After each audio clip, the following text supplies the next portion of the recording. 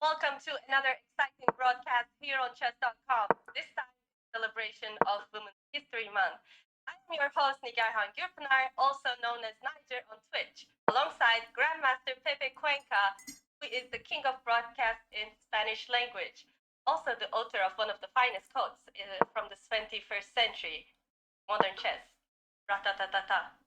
Pepe, I think you did this before. Could you tell us what we're doing today? Hi, Nigar, and it's a big pleasure to be here with you, and hi, everybody out there in chat. So basically, here we are celebrating, women chess once again with an international blitz tournament, and chess.com is extending its Women History Month celebration with this special event. Actually, we're going to have 8 teams with 4 people in every team, and time control is going to be 3 minutes plus 2 seconds increment on each move. That means a lot of excitement, a lot of adrenaline, and a lot of fun. And but before going for that, we have a fantastic, right? Yeah, absolutely. Our guest actually needs no introduction. She is unquestionably the greatest woman in history of chess. Her chess career was decorated with achievements from its very beginning. She was the youngest player to get an IM title at that time. She broke Bobby Fischer's record and became the youngest GM at the age of 15 at that time. She is the highest rated woman in the history of chess, who has been a source of inspiration for girls, women, and men, who made everybody wish that they could play like a girl. She's an icon. She is the GOAT. Welcoming Grandmaster Judit Polgar, everyone. Hello, hi. Hi, Judit. How are you doing today? And thanks for joining us. Grandmaster Polgar, everyone. I'm fine, thank you. I'm doing fine, and I'm happy to. So, hi, Judith. Once again, very happy to be here with you in another event. So we have a lot of questions, Judith, from the members of the teams. They want to hear from you. So how about if we start talking about these questions? So the first one from the team of the Viking. So a very aggressive team. They want to ask you what recording in progress. To continue promoting chess as an equal and educational game.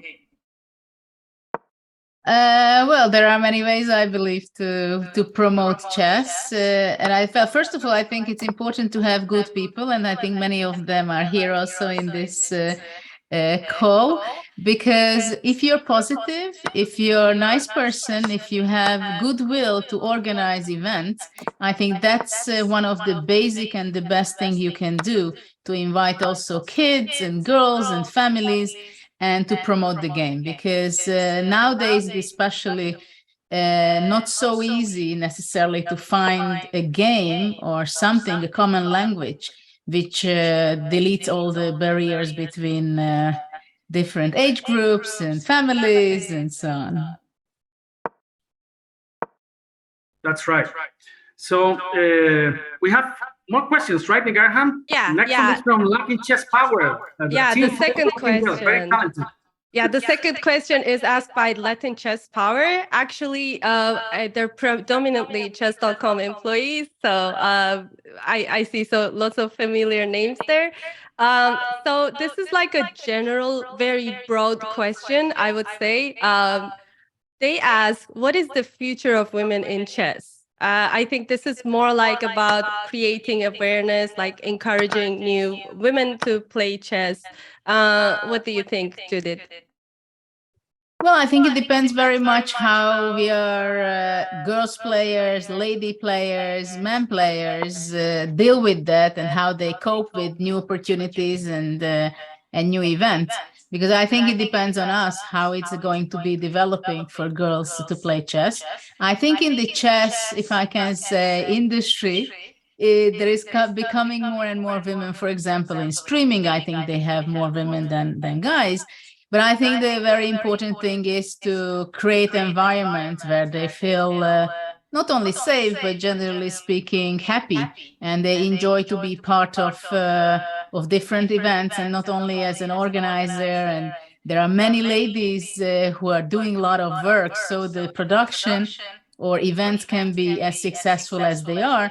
But I think there are a lot of place for women, and I think also the society organizers and guys also understand that it is just beneficial for all of us, and eventually the product, whatever event is going to be, is going to be a better event, more rich and more colorful. But going to the question that whether how to invite girls to chess, still I believe that that we have to organize events where they feel the fun of it. So how were those days, Judy? Because I guess you grew up in an environment where not so many girls were going to the club in Hungary, right? How were those days when you started? How did you feel? Well, the club I was visiting every day, it was full of girls because it was my home with my sisters.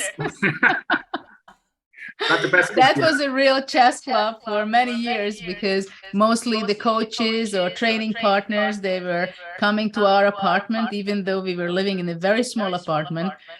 And but still we always had people coming over from abroad, and we were playing blitz and working on chess, but the balance was always very good in gender wise. Okay, so talking about actually chess studying, we have another question from the White Rose team, and they want to know what was your personal inspiration to study chess, let's say 6-8 hours per day, or maybe even more, Judith? Well, I was studying chess 6-8 hours a day. That was a fact. And if you want to become better and improve your chess, then definitely it helps. Though quality does not necessarily mean quantity. So I think, especially nowadays, I learned a lot that you have to pay attention a lot also on the quality part, not only the quantity part. Okay, the next question, actually, Judith, you already mentioned some content creators. This is coming from Content Queens, my fellow streamer friends. How do you see the chess content influencing professional chess and women in chess for the next generation of talent? Do you think does this increase the visibility and accessibility of and lead to more equality and in terms of rating and how people are treated? Well, this is something very new to me, to see the streaming experts or people with creating content. It's something very new to me. Of course, when I was a player, I was very, very, very far of this. But in the last 2 years, maybe I can say, it was a great boom seeing streamers, and it became something very special for chess, I believe, because chess got a lot of recognition through the chess streamers because of during the pandemic. Obviously, chess was very fortunate that we could play, we could talk, we could enjoy the game itself through the online platforms. So I think there is a big opportunity there also to invite more girls and kids to be part of the chess community. I actually want to squeeze in one more question here, if that is okay. Do you follow any chess content on any platform? Could be Twitch, could be TikTok. I wonder if Judit Polgar has a TikTok. I don't have a TikTok, sorry, I'm very old-fashioned. Sometimes I'm on Instagram and Facebook, Twitter, but really old-fashioned, I think, nowadays. But it's a completely different lifestyle, I think. That's what I can say, that it's also a little bit different mindset. So it's not my piece of bread, I think. Like for me, it seems like a very difficult job to be a content creator.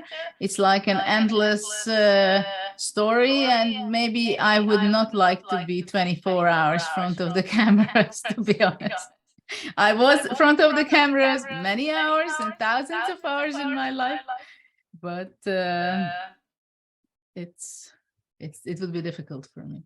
Yeah, I agree with you, Judith, that the content creators, they gave a lot to chess, and the pandemic was really great for our sport. I still remember when I was like 20 years old or something, I used to hide that I was a chess player, you know, like when dating someone, for example, or something like that. I will never tell this person that I was a chess player. But nowadays, it's like a cool thing. So do you think we are like in the best period for chess ever? Well, I think there are several things which made this very unique times for chess, right? Because it was the pandemic, it was the Queen's Gambit series, which was very much strengthening each other. And in some ways, yes, we can say, I think, that more people play chess than ever before. And I think during the Queen's Gambit series, when it was out, I think it was at least as big boom in the world than Fischer-Spassky 50 years ago. And that was something extremely special, especially because it had nothing to do with politics. And of course, usually it sounds it's loud enough when it's connected and related to politics, right? So I can say that chess is changing a lot in the last few years, and I'm expecting probably it's going to be changing quite a bit in the next several years as well. Cool.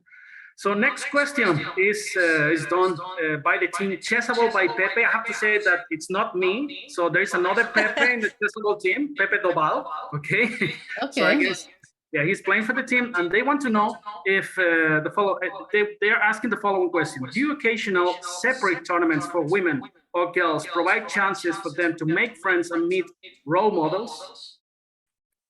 Do I make events? No, I mean, if do occasional separate tournaments for women or girls provide chances for them to make friends and meet role models, let's say.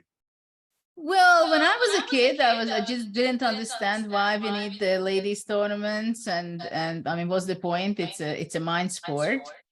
And of course, with years, I was analyzing, I was thinking, I was debating on this topic. And nowadays, my vision is that it's quite okay to have ladies tournament, but in a different way, I think, because it shouldn't be a different. It should be like there are girls' parties and guys' parties, but you don't judge them whether one is stronger, better, more funny than the other, right? So I think generally it should be one, but there can be motivational events for girls and ladies to inspire them. But I think it's very important when we talk about chess, we talk about objectively the game of chess and get the best you can compared to yourself. So I don't even like to talk too much about girls becoming better than another boy or whatever. No, I just want to talk about kids developing the maximum potential they can and they have, and that's it. And once we talk only about potentials, how to work on their talent, then we just don't talk about the ladies and guys section or making separation. Right. I think we can 100% say that you were one of the persons that make the most for women chess in the history of the game, right? Because I mean, you didn't have well, you have to face all these guys, and you were basically alone in those top tournaments, right? So I think we can all agree that you did a lot for women chess in general. So next question, Nigarhan, what do we have there? The next question is coming from the team La Commission, and it's a rather personal question, I think. If you could go back in time when you were first starting out as a chess player, what would be the piece of advice that would give to your younger self? It's very difficult what you would give to yourself, because of course you're a different person, and you have your thoughts, your brain, and it developed the way it developed. But I think maybe I can say that be brave and go after your beliefs. Okay, that's very nice. So let's say, Judith, if you could go back, let's say to your 10 years old or something, would Why you do be... you want me to go back in time so much? I would love to go back, like, let's say 50 years, you know, and stay in my 20s for the rest of the life, you know. But no, my question is, if I mean, if, would you be a chess player if you had to choose once again, or you would, I mean, you would decide to do something else with your life? You want to say if once I would be choosing for myself what to do, because it Right. wouldn't be again. It was basically my parents, my family, who chose it for me, because two of my sisters play chess, and probably many of you know my story, that I was homeschooled together with my sisters. I'm number 3, I'm the youngest. So by that time, it was the most natural thing that I'm going to be following my sisters, and I started to get familiar with the pieces at the age of 5.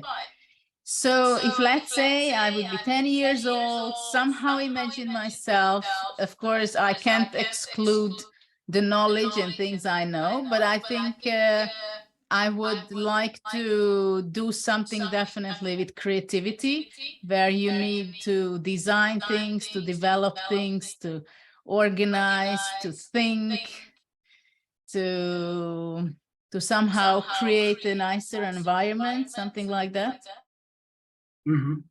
Okay. Actually, that makes me wonder, do you have any hobbies except chess today?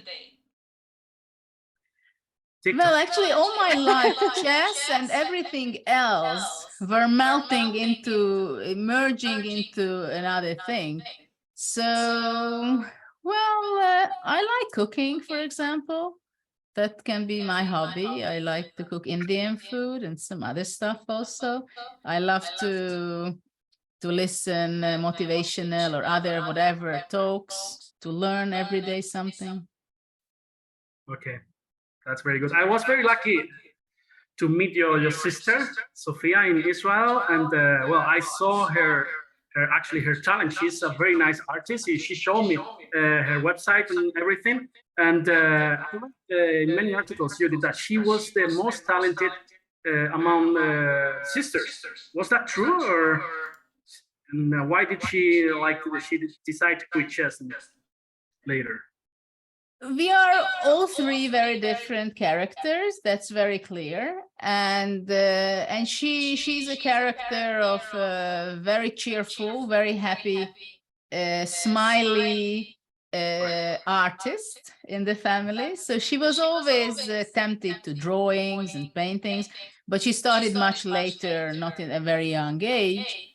And basically, it's my mistake, kind of, that she got into my shadow, because she always said that, well, I was pretty good. I was number 3 in different circles, but no matter how narrow you started to make it, she was always number 3 in strengths, because she was very talented. She was extremely good. She made an incredible result, for example, in Rome. When she was 14, she made incredible 2900 performance. So she had this incredible result and drive at that time.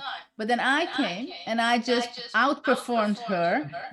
And if I wouldn't exist, then she would be fantastic in the world, and she would have the records and they would pay attention on her chess. So it is kind of unfortunate. But I think she's happy, and she never was jealous about it, or she was never complaining about it, because she find her own way in art. And we are really the best friends also. Okay. So you said you were living in a very small apartment, and you were a lot of people out there studying chess. Were you fighting sometimes, or it was a friendly environment? And of course we were fighting. On end of the chessboard. As good sisters do. Or brothers. Right.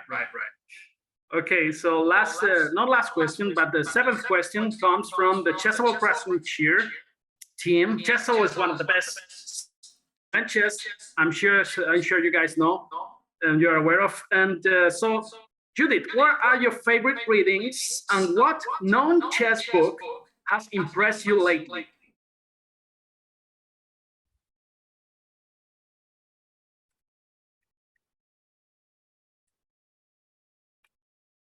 I think we might have lost Judith. Okay, I thought it was me. Yeah, she's also frozen on my screen as well. Okay, so then we're waiting for Judith here. She will join back for sure. And I forgot to say, Graham, that the teams are full of member staff, right? And some of our best streamers, right? Yeah. The teams feature lots of people, including chess.com staff and some of the streamers that we love and watch and follow. Shout out to them. And we have to say that there are prizes for the winners of these tournaments. We have chessable courses, hoodies, T-shirts, mags, and a lot of things. Yeah, lots of amazing prizes from Chessable, and really appreciate that. I think anyone would love to get that as a prize or a gift. Right. And something else I wanted to tell you guys. I mean, you are out there in the chat. I can see you guys. So you wanna ask a question to Judith? It is now it's time to post it out there so we can read it for her before she leaves, okay? Because she will stay here like for 30, 40 more minutes, and then the tournament will start. So if you guys have a question for her, you have the best women in chess history. So it's a great opportunity to interact with her and, well, to know something, to know more about this fantastic personality. Yeah, now it's the best time to ask your questions to the highest rated woman in history of chess, the GOAT, and icon. Yeah. Right. Nigarham, I see you are very active these days on Twitch. So tell me how you started this project, and you play some official tournaments as well. So it is just for fun. You want to become a GM and beat me and Judith as well? That's not going to happen. I just opened my Twitch account just to help with the technical stuff. So what I do as a part of my job is to help streamers in multiple languages, non-English streamers, to grow their channels, start out and do stuff. So in order for me to give a technical advice, like I opened the account first back in 2019, and then it became a part of my thing, and I didn't even know how to play chess back then, and I was very shy back then. People like me who are not very good chess players streaming are not a common thing, common phenomena back then. So actually I was very shy, and I was playing solo chess. Do you know what solo chess is, Pepe? Solo chess? No, I never heard about it. Solo chess is So if you go to chess.com, Okay. and search solo chess, you will see solo chess. Basically, it's like a version of chess where you can eat pieces. Like only eating pieces. There's no other color. Actually, might be two colors, but basically you will leave only one piece at the end. Okay. So like it becomes solo. So like it basically taught me how to move the pieces. Okay, that's a good exercise actually. Yeah. Can I see some solo chess lovers in the chat, please? I think it's very I need to try. Maybe I will quit normal chess and then I will, Oh, you will be solo obsessed. chess. You will be obsessed. Solo chess is Professional career. Solo chess grandmaster. That's right. That's right. That's very impressive that you learned recently to play chess, and then you're doing very, very fine on Twitch. I see that you have a lot of fans, and then people love to see you play. So that's very nice. Thank you. Yeah, it was definitely a process. Yeah. I have to say that your setup looks fantastic. Yeah, this typical Twitch setup, right? Mine is just, as you can see, not the best in the world. Yeah, it's just a kitchen, so. But I assume you're traveling very often, so your backdrop changes quite a bit. Right. So I'm currently in Brazil, learning Portuguese. I really like the culture of Brazil and the language and everything. So I came here for some weeks after a tournament, and then I decided to go for a school to learn Portuguese. And tomorrow I have a master class in a chess club in Portuguese. So that's going to be a great challenge for me. Wow. Let's see. How many languages do you speak? I speak Spanish, English, a little bit of Italian, because I studied in Italy, my master's. and German to survive because I lived 3 years in Germany, but life is too short to learn German, and now Portuguese. Actually, your real reason why you traveled all the way to Brazil has been leaked in the chat. Carlos says that you traveled to Brazil just to learn how to dance samba. That's Is that right. correct? I mean, I'm a terrible dancer, as I mean, most of the Europeans, we are terrible dancers. If we compare, let's say, to with the Latin American people, for instance, but among Europeans, Spanish, we're kind of the best, you know. So among the bad dancer, we are the best dancers in the continent. So, but terrible dancer anyway. Oh, so on a scale of 1 to 10, how bad you are? No, I mean, I would say a 3, and then if I have a couple of mojitos, then I can Oh no, be a 5 or something. So. Oh, couple of mojitos and No. you'll be a 5. Okay, that's not Right, bad. right. Then I get some rating points. But Okay. talking about Judith, so I'm gonna tell you. I mean, while we wait for her, I'm gonna tell you how I met her. So it was a funny story because I was in Tunisia playing a tournament. It was a closed tournament, and then she was invited there to give us simul.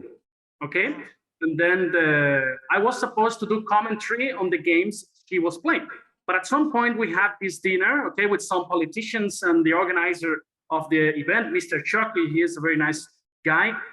He's organizing tournaments in Jerba, beautiful island in Tunisia, in the north of Africa. And at some point, we had to basically stop the simul because we had to go for the dinner, right? And then the organizer asked me to decide the outcome of the games. And okay, that was a very difficult task because I didn't know Judith. You know, we were not friends or anything like that. So, and then I saw some positions where she was struggling. She was a pawn down. She was she was having some problems. So I had to tell her that she's going to lose the game. So imagine my face. You know, I was very, very sad there. I was very nervous. But she's you know, she was smiling. She's a super humble and nice person. Wow, what a delight to meet Judith on a in person on a funny occasion. Right. She's fantastic, and I see no questions, guys, from you in the chat here. Actually, I see some of them. Okay, yeah. Here in the chat, yeah. I see Judith's favorite variants. Does she have a favorite women chess player? I think those are really good questions. Mm-hmm. And I wanted to Kasparov as well because she was facing Kasparov in many occasions, and then she beat him, I guess, in a couple of occasions as well. So yeah. I read that from a book. I think it was Jen Shahadi's book, Chess Queens. She was mentioning that like she had a successful run against Kasparov as well. Yeah. I can imagine Kasparov's face. Yeah, he's very expressive, like a known very expressive player. I've had the chance to see him in action at St. Louis Chess Club. And yeah, and I was delighted to see him nearby doing the facial expressions, and it was such a thing. Actually, he was the reason why I got a club membership and started playing chess. Really? Yeah. I saw him and I'm like, I think I want to play chess, and that's the beginning of my story. You live in St. Louis, right? But you didn't move because of chess. You were living there and then you started playing chess. So actually, I was in the chess world, like more like a behind the scenes kind of a person. Back in Turkey, I was employed by the Turkish Chess Federation. During my master's degree, I needed money, guys. So I happened to travel lots of places, including the Olympiad, like so many weird places. Yeah, I found myself on the stage next to the FIDE president in a meeting. Suddenly they were voting stuff like and that was like one of my earlier visits to like a high profile event. And I was basically in the kitchen of chess. Okay. Yeah. And then, I was applying to lots of universities. I do my PhD at St. Louis University right now. I'm about to conclude it. Hopefully, wish me luck, guys. So, yeah, Good. It that's took the me reason some why years. I Well, was in St. Louis. very good. No, I also had the opportunity to meet Kasparov there because I was the grandmaster in residence in St. Louis Chess Club for 3-4 times, and one of them, Kasparov, was playing these rapid tournaments, right? And he intimidates actually with when he's playing all these expressions with the face. You can feel actually his energy. Actually, now that you mentioned that, I think I remember reading. I'm not sure if it's actually what Judith said. Judith mentioned the role of psychology and playing against bots. So I'm not sure if she actually said that. And when she's hopefully back, we can ask her this. So she doesn't like playing bots because there's no psychology involved, and she cannot Right. trick the bots with that psychology. I'm wondering, like, if that is actually like a technique that Kasparov also utilized. Maybe he's like intimidating people by doing like so many facial expressions, or expressing his feelings. Right. Yeah, there are people who believe in psychology. There are people who don't believe in psychology. For example, I guess it was Bobby Fischer used to say, "I don't believe in psychology. I believe in good moves." Right. But for sure, we have many moments in chess where psychology it's very important. For example, Judith is back. Okay. Yay! Are you there, Judith? Hi. Sorry, I have no idea what happened. Now I'm on my iPad. Sorry. Okay. No problem. No problem. We were actually asking you. Yes, I think I was the one asking you the following question. What are your favorite readings, and what non-chess book has impressed you lately? Question from the Chessable team. Yeah. Well, actually, to tell you the truth, I'm not a big reader. I rather like to listen podcasts and TED Talks and whatever interviews and chats and portraits or whatever while I'm cooking. So so sometimes I have books. I have a book here a friend of mine gave me, The Happiness Advantage. It sounds a good title, and it's good.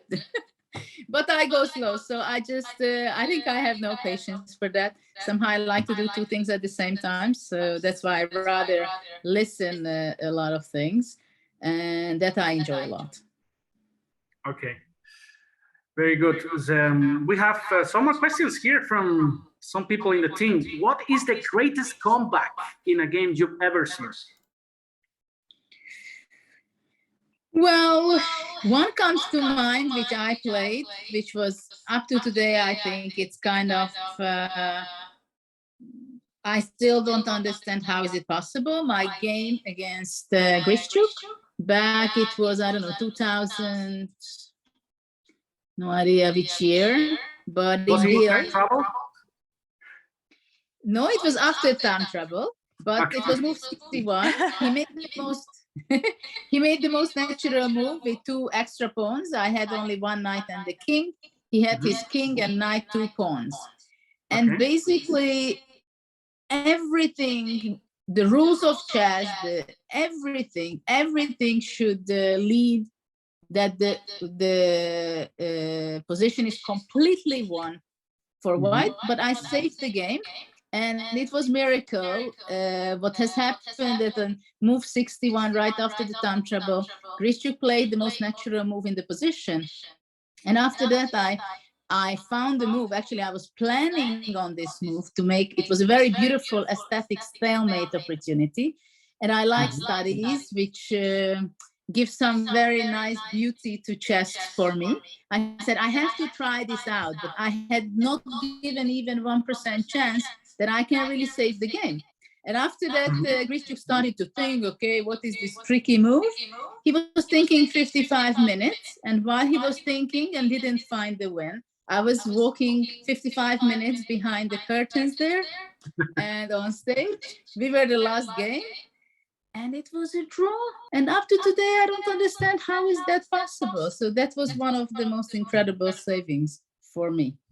In which year did you play this game? So I don't know the game, so I want to look for. I don't know. It was in Bill, but 2000. I don't know, 8. It was actually before Magnus became a world champion. So somehow end of, I don't know, 2008, 9, somewhere there. And Magnus was also playing in the tournament. Okay. I'm sure you saw it. Okay. Or if not, then it's good because you're gonna see it, and it's a lot of fun. Right.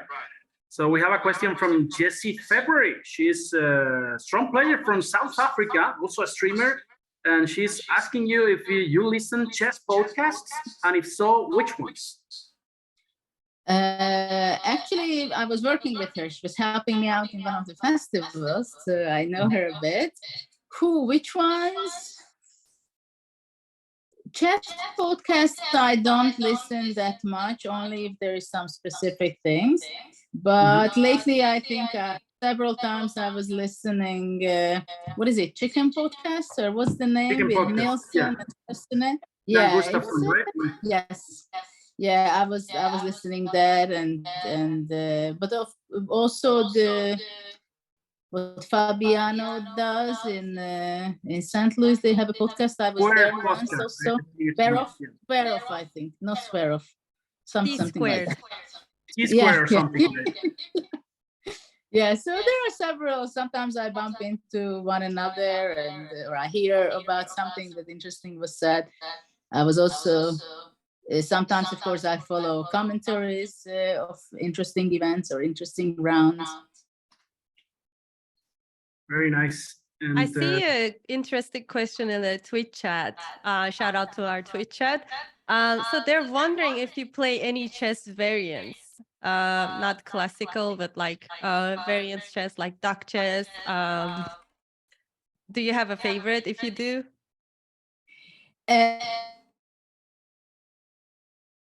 I think she died again, right? No. I think I keep jinxing actually, to tell you the truth, sorry? I think we can hear you now, yes. Yeah, now it's good. Okay, so basically I have to tell you that I'm not a big fan of any kind of variants, including the Fischer random. My father has his own variant of chess. He developed it and created it like more than 15 years ago, the Star Chess, which has a little interesting twist. But somehow I think I was playing, competing, and falling in love, and keep the magic. Chess is good for me. I find always something which can engage me with, whether it's chess compositions, whether it's some new incredible games. During my, just a little detour, I have a mentor program and I do some chess work for Hungarian youngsters. And I saw one of the games, now it was played. I think Nadia Brett played maybe one of them. It was very exciting. So I created a special study of that, but the practical one. So I find beauty in chess. I don't need all kind of extra changes of variants. Thank you for the answer. But I think anybody in this call and in the chat is now wondering so badly, what is Star Chess? Well, you can go on Instagram. You can. It's a shape of a star, and the pieces. It has 6 chess pieces, but they have very different power than in regular chess. So it is also much faster game because the board is a little less. It's smaller. It's like 37 squares. So it's different. My father could never convince me to play too often, but once or twice I've played it. But unfortunately, I still stick to chess. Now we have a funny version in chess.com, the duck chess. I don't know if you heard about this variation where you have a duck, like you cannot go through that square, you cannot capture anything there. And I heard about it, but never played it. And I never followed it really how it works. But I heard it now that you're telling me. We have a nice question from Grandmaster Carlos Matamoros from Ecuador. And he's asking, what is your favorite place in the world, Judith, and why is it the Galapagos Islands? Well, I was first of all very fortunate through my career that I was traveling more than 80 countries already. I love Spain very much. I was playing a lot in my teenage years, and also I like Latin America a lot. Argentina I love, but I like others like Chile. I like Holland also, but I think also some of the events, of course, or some of it's connected also to my nice results, but not only that, because I like the Latin temper. I like the way people love life. You are kind of Latin, you know. I think the way you are very relaxed, always socializing. Maybe you were born in another life, like let's say in Cuba. I don't know. But, maybe, and I've never been in Cuba. I have to go there. Really? Okay. They have a fantastic chess culture over there. Yeah. By the way, you remember we were talking about the Iguazu waterfalls. Did you manage to go finally? No, we had other adventures. That's still on the list. Okay. Especially for my husband. All right. I actually want to personally squeeze in a question. I know Judith is, one of the greatest players in the history of chess, and the greatest female ever existed. And did you have any idols, chess idols, when you were growing up that you were looking up to? And I didn't really have specific that much, but when I was when was it 84, I was like 8-9 years old, and yeah, I started to be a big fan of Garry Kasparov. And I think the reason is because it was somehow very nice to see that a young man is just killing everybody. He was so young, and I liked very much his style. So some of my games, I can say, I think it resembles a little bit of the attacking and the combinational style. So if I can say someone, he was. But then later on, I started to admire a lot of other world champions, but not only world champions, also grandmasters and others. Okay, so talking about Kasparov, how was that time when you beat him for the first time? You remember that? You mean the first and the last? Exactly. It's first and last, okay. No, the thing is, it is most of the time people might think that, and they think that it's kind of strange what I'm saying, that my personal most happy moment playing against Kasparov, it was not my victory when I won against him, but it was in Linares when it was 2011. We played 2 games, one white and one with black. And the reason is because it was a classical event. He was prepared, he was focused. Linares was always, or for many years, the Wimbledon of chess. And there we had 2 extremely fighting games. I specifically made a very special strategy in both of my games, and he was sweating. He made a draw, or I made a draw, whichever angle we are looking at it. But there, and it was a classical game. And for chess professionals, especially in those days, we were not paying attention so much on the rapid or blitz events. And I won against Kasparov in a rapid game where it seemed, I don't want to look arrogant or something, but if you look at the game, you could see that it was kind of an easy, smooth game, right? So there's not so much excitement. He made the very best strategic choice of opening to play the Berlin. He wanted to get rid of my queens, and it disturbed him much more not to have the queens on the board.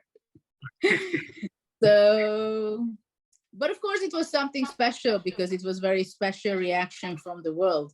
And also that it happened in 2002 when Russia invited the world to beat them. And actually this was one of the key games that the team of the world won, with the leadership and being the captain of Yasser Serevan, and we beat in the Kremlin the Russian players. So it was not a very party atmosphere after the event, I can say. Very nice. So I'm sure we'll all be here asking you the questions for 3 days in a row. But how are we going with the schedule, Nigarhan? We have last question, right? Yeah, we have one more question, and I actually won't be asking this question. I kindly want to invite Mathilde and Sophia to present their question and present their inclusive language idea that they're implementing in Chessable. Hi, Mathilde and Sophia. Hello there. Hello. Welcome. Would you like to ask your question to Judith?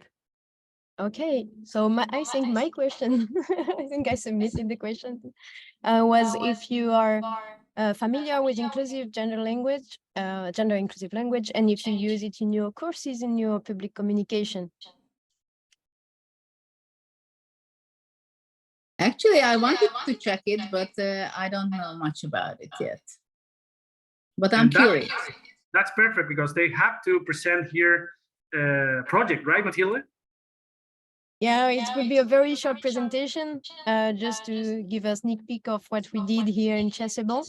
Actually, yeah, it's we know that men are overrepresented in chess, and Chessable took it as a concern, and they decided to do a study about the gender gap, and we had the chance, Sophia and myself, to participate to this project, the gender gap project. And so the science team led by Alexei, which who is actually in this call, and Karel, they created a survey of 500 person, and we received some interesting answer. And one of the most striking result was that some women were very frustrated of the very generic use of he, his, and him for all the time, even referring to white and black, without knowing actually the gender of the person. Like white and black is just, and gendered. And that was provoking a frustration. And actually, in recent studies, we have it has been shown that the generic use of the masculine provokes a cognitive bias, which means that if we write masculine, we think masculine. So, like a very simple example would be a chess master is always thinking about where to put his rooks. Then you obviously think about a male chess master. But you could easily change this sentence to a chess master is always thinking about where to put their rook, which would be an inclusive way of talking about a chess master in general, right? Yeah. And what we should also acknowledge is that in other languages like German and Spanish, for example, inclusive language is not as easy to implement as in English, as we've seen in the example. Because not only the pronouns, but also the nouns are marked for gender. And as some of you may know, on Chessable, we have courses in Spanish and German as well. And there, as it is even more evident that the masculine forms are used generically, not only to refer to the readers, but also when referring to any unspecified chess player. And actually, oftentimes it is also quite evident that the reader is assumed to be male.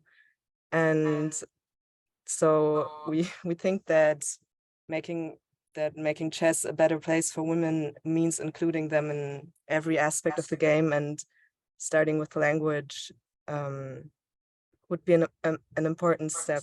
And that's why we decided to create the language guidelines that we hope will encourage authors and employees to use gender inclusive language so that no one feels excluded when reading our texts, and also to create awareness for this topic. Yeah. Thank you, Mathilde and Sophia, for presenting this amazing idea.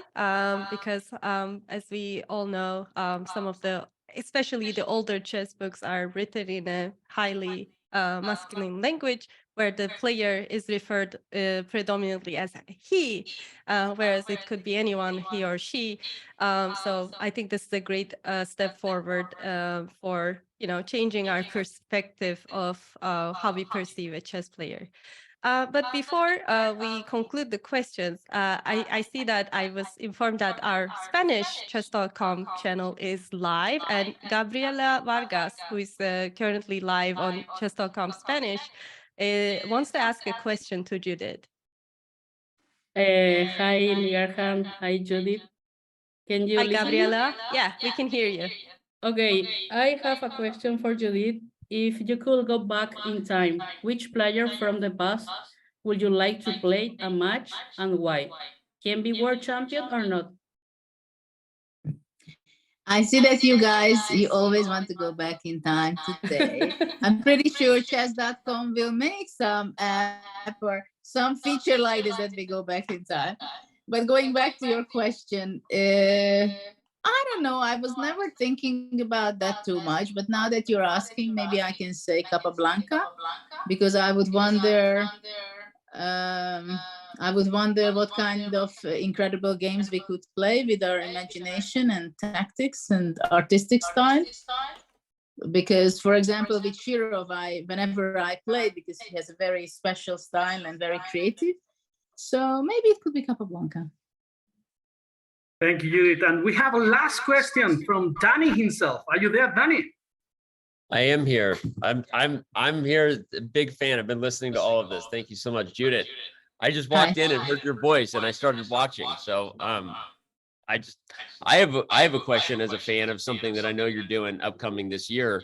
Maybe it's a good one to end on, but are there any special plans or things about the upcoming Judit Polgar Global Chess Festival for this year that you can tell us about? Anything new and exciting or different that you're doing this year? Also, this has been awesome. And we are working on time travel. That's just a side project that we're working on for separate things. But anyway, any things you could share with us about what's coming up later this year? Well, thanks for asking the question. We have each year in the second Saturday of October a special event, the Global Chess Festival, offline in Budapest at the National Gallery. So this is not going to be changing. But already in the last several years, we were moving on to the online platforms, and we want to have more and more better content also that the world can enjoy with us. But I think this year we are going to have one day offline in Budapest, and we are separating for another day the online events. And we are very much looking forward to have all kinds of different programs. I want to have some chess things, of course, lectures. We have a highlight also, the Educational Chess Summit, where we talk about the importance of chess in education worldwide. So I'm very much looking forward this year to have actually, finally, it's going to be a 2-day festival from one. So we doubled the days. Okay, thank you very much, Judith, for the answer. And thanks a lot for being here. I think we all love it, and all the audience always love whenever you show up here in the shows. And it's always a great pleasure, Judith. Thank you very much for having me here, and enjoy the tournament. Thank you. Take care. Thank you so much. Thank you, Judith. Bye. Thanks, Judith. So now we have only 6 minutes.